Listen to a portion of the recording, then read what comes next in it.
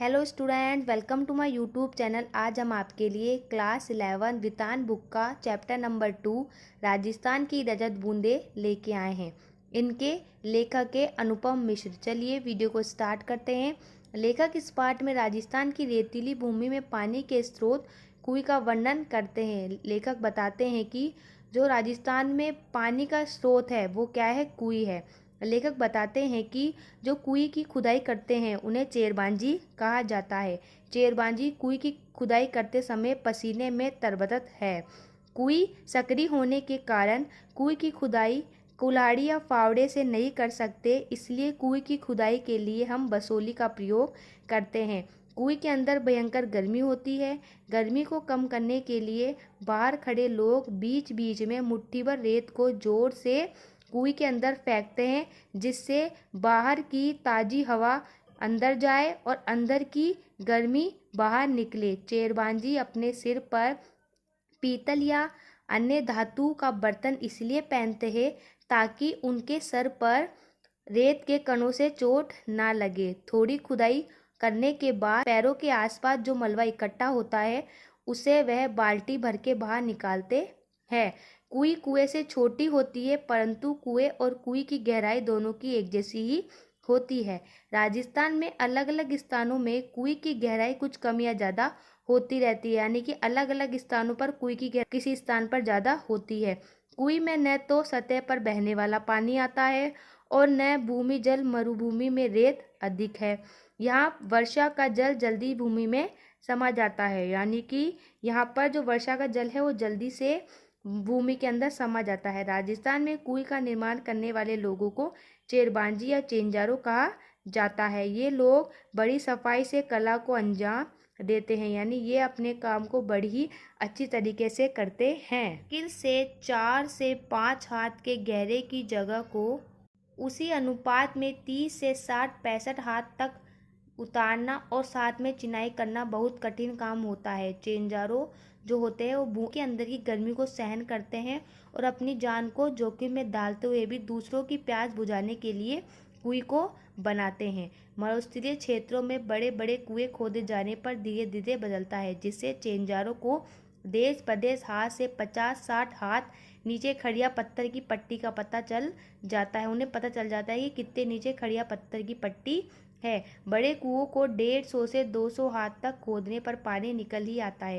यानी जो हम लोग बड़े बड़े कुएं बनाते हैं उसके लिए हमें खुदाई 150 से 200 तक करनी पड़ती है, उसके बाद पानी आ ही जाता है। लेकिन पानी इतना खारा नमकीन होता है कि वह पीने के काम नहीं आ सकता, इसलिए इन क्षेत्रों में कुएं बनाई जाती है। कुएं को बनाने में खड़िया पत्थर की पट्टी अधिक लाभकारी होती है, यानी कुएं बनाने के लिए सबसे ज़्यादा जो ज़रूरी चीज़ है वो है खड़िया पत्थर की पट्टी, क्योंकि यह पट्टी वर्षा के जल को गहरे खारे भूजल से में मिलने से रोकती है। यानी कि जो ये पट्टी होती है वो जल को गहरे खारे भूजल से मिलने से, यानी भूजल के पानी से मिलने से रोकती है और वर्षा का जल नमी की तरह भूजल में फैल जाता है। और जो वर्षा का जल होता है वो वैसे कि नमी की तरह पूरे भूजल में फैल जाता है। तेज गर्मी पड़ने के कारण नमी की भाप बनकर उड़ने की आशंका रहती है, यानी कि अगर तेज गर्मी पड़ेगी तो जो पानी है वो भाप बनकर उड़ने की आशंका रहती है। इन क्षेत्रों में रेत के कण बहुत छोटे होते हैं, यानी इन जगहों पे जो रेत के कण है बहुत छोटे होते हैं पर एक दूसरे से चिपकते नहीं है। मरुस्थलीय में रेत के कण पानी गिरने से थोड़े भारी हो जाते हैं, लेकिन वह अपनी जगह नहीं छोड़ते और इनमें दरारें भी नहीं पड़ती और जो वर्षा का जल है वो वैसे कि वैसे वहाँ बना रहता है। खड़िया पत्थर की पट्टी और रेत के कणों द्वारा वर्षा का जल सुरक्षित करने से वर्षा बूंदे में रेत समा कर नमी में बदल जाती है। यानी जो खड़िया पत्थर की जो पट्टी है उसके अंदर रेत के कण के द्वारा जो वर्षा का जल वैसे कि वैसे सुरक्षित रहता है और जो वर्षा जल में जो रेत की बूंदे होती है वो कुएं बनने के लिए उसकी चौड़ाई खाली जगह में चारों तरफ रेत में समाई नमी को फिर बूंदों में परिवर्तित कर देती। जो जगह चारों तरफ फैली होती है उसको समाई नमी को फिर बूंदों में परिवर्तित कर देती है, जिससे बूंद बूंद रिसकने लगती है और कुएं में पानी जमा होने लगता है। फिर खारे पानी के सागर में अमृत जैसा मीठा पानी पीने योग्य बन जाता है, यानी कि खारे पानी के सागर में अमृत जैसा मतलब पीने योग्य पानी आ जाता है। कुई का प्राण उसकी ढाई चिनाई है। इसमें हुई चूक चेंजारों के प्राण तक ले सकती है, यानी कि कुई बनाते समय कोई भी चूक होती है तो वह चेंजारों के प्राण तक ले सकती है। हर दिन कुई की खुदाई, मलबे को निकालकर बाहर फेंकना और आगे की खुदाई रोककर हो चुके काम की चिनाई कर दी जाती है। यानी कि रोज रोज खुदाई करना और खुदाई करते समय काम को थोड़ा रोकना और हुए काम की चिनाई करना, ये बहुत मुश्किल काम होता है। कुई की चिनाई ईंट या रस्से से नहीं होती, यानी कि कुई की जो हम चिनाई करते हैं वो ईंटों या रस्सी से नहीं कर सकते। कुई खोदने के साथ ही एक प्रकार की घास जिससे रेशों में रस्सी बनाई जाती, जिसके रेशों से हम क्या बना सकते हैं, रस्सी। इससे मोटा रस्सा तैयार किया जाता है, यानी कि इन रस्सियों से एक मोटा रस्सा तैयार किया जाता है। फिर रोज कुई के तले पर दीवार के साथ सटाकर गोला बिछाया जाता है, यानी कि कुई के अंदर उसके पास से लगाना और उसमें फिर गोला बनाना। इस तरह हर घेरे में कुई बंधी जाती है, यानी फिर धीरे धीरे कुई बननी लग जाती है। लगभग 5 हाथ के व्यास की कुई में रस्से की एक कुंडली का सिर्फ एक घेरा बनने के लिए 15 हाथ लंबा रस्सा चाहिए, यानी कि ओनली लगभग थोड़ी सी कुई बनाने के लिए लगभग 5 हाथ के व्यास की कुई रस्से की एक कुंडली का पूरा गहरा उसमें लग जाता है। इस तरह करीब 4000 लंबे रस्से की जरूरत पड़ती है। इसी तरह जो 4000 लंबा रस्सा है उसकी ज़रूरत पड़ती है। चिनाई का काम पत्थर से भी किया जा सकता है, यानी कि हम जब चिनाई का काम करते हैं वो पत्थर से भी कर सकते हैं, किंतु पत्थर और खीप दोनों नहीं मिलने पर ये काम हम लकड़ी के मोटे लट्ठों से कर सकते हैं, यानी कि लकड़ी के मोटे और लंबे जो लट्ठे होते हैं ना, उनसे हम ये काम कर सकते हैं। ये लट्ठे अरुण वर्ण, बाबल या कुबट के पेड़ों की मोटी टहनियों से बनाए जाते हैं, यानी जो ये लट्ठे बनते हैं वो कोई अरुण वर्ण बाबल, कोई वन है जिसमें पेड़ों के मोटे लट्ठे होते हैं, उनसे बनाई जाती है। कहीं कहीं चंग की रस्सी भी काम में लाते हैं, यानी कहीं कहीं किसी किसी जगह पे जो चंग की रस्सी होती है उसे भी काम में ली जाती है। ये बंधाई में कुंडली का आकार लेती है, यानी जो है वो बंधाई में कुंडली का आकार भी ले लेती है। इसे सापणी भी कहते हैं। इसे क्या बोलते हैं, सापणी भी। परंतु मोटे कपड़े चमड़े की चड़स के मुंह पर लोहे का भारी कड़ा बांधा होता है, यानी कि जो मोटे कपड़े के अंदर जो मोटे कपड़े की चड़स होती है उसके अंदर उसके मुंह पे एक लोहे का भारी कड़ा बांधा जाता है, जिससे ऊपर का भारी भाग जो भारी भाग होता है वो नीचे चला जाता है, नीचे की तरफ गिर जाता है। और इस प्रकार कम मात्रा के पानी में भली भांति डूबकर कुएं से पानी निकालने में मदद करता है। इसी प्रकार अगर पानी कम होता है तो उस पानी को निकालने में हमारी मदद करता है। यदि कुएं गहरी हो तो पानी खींचने के लिए उसके ऊपर गिरनी या चक्री भी लगाई जाती है, यानी अगर पानी कम हो कुएं के अंदर तो ऊपर क्या लगाई जाती है, गिरनी या चक्री भी लगाई जाती है। इसे गदेड़ी चक्री या फारडी भी कहते हैं, यानी इसे गदेड़ी चक्री या फारडी भी कहते हैं। यह गुलेल के आकार के एक मजबूत तने को काटकर तथा उसमें छेद करके बनाई जाती है, यानी कि एक गुलेल का आकार होता है उसमें मजबूत तरीके से बनाकर और उसमें छेद करके बनाई जाती है। यह ओडाक नाम से भी जानी जाती है, यानी इसे हम दूसरा नाम ओडाक से भी जानते हैं। कुएं के पानी को साफ रखने के लिए उसे ढककर रखना जरूरी है, यानी अगर हम कुएं को पानी को साफ रखना चाहते तो उसे ढककर रखना जरूरी है।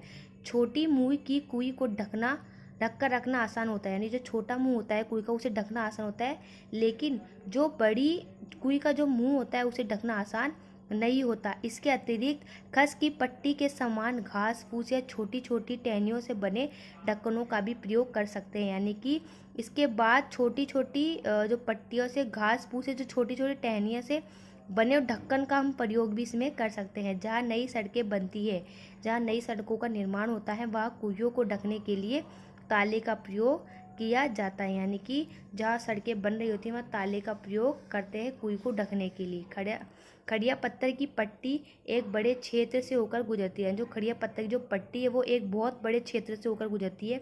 इस कारण कुएं हर जगह घर में मिल जाता है, यानी कुएं हर घर में हर जगह मिल जाती है, जबकि निजी संपत्ति होने हुए भी यानी जो कुई है वो लोगों की निजी संपत्ति होती है, लेकिन फिर भी वह सार्वजनिक संपत्ति मानी जाती है। यानी कि उसको अपना नहीं कह सकते, खुद का वो सबके लिए होती है वो कुई। क्योंकि कुई जिस क्षेत्र में बनती है, यानी जिस क्षेत्र में कुई को हम कुई बनती है, कुई होती है, उन पर ग्राम पंचायतों का नियंत्रण रहता है। यानी कि उन क्षेत्रों में ग्राम पंचायतों का नियंत्रण बना रहता है, इसलिए वहाँ पे कोई निजी नहीं रहती। नीचे से ऊपर की ओर एक दूसरे में फंसाकर सीधे खड़े किए जाते हैं, एक दूसरे में फंसाकर फिर बिल्कुल सीधे खड़े कर देते हैं। इन्हें फिर खीप की रस्सी से बांधा जाता है, यानी खड़ा करने के बाद इन्हें खीप की रस्सी से बांधा जाता है।